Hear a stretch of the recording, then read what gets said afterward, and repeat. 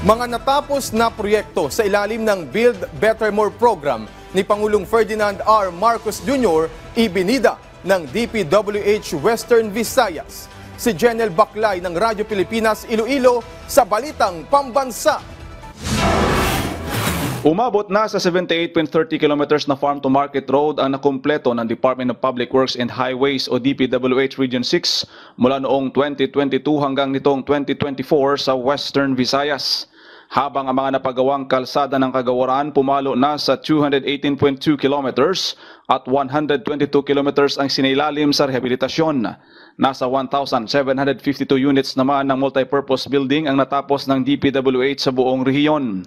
Ang mga naipatayong school building naman pumalo na sa 280 o nasa 1,088 na silid-aralan habang 6 na po naman na classroom ang sinailalim sa repair.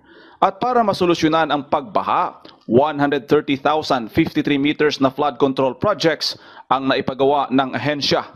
Ayon kay DPWH 6 Director Engineer Sunny Boy Oropel, nagpapakita lamang ito na hindi tumitigil ang kagawaran sa pagsasakatuparan ng mga pangunahing proyekto sa mga mamamayan sa ilalim ng Build Better More program ng administrasyon ni Pangulong Ferdinand Marcos Jr. Mula Radyo Pilipinas Iloilo, Jenel Baclay para sa Balitang Pambansa.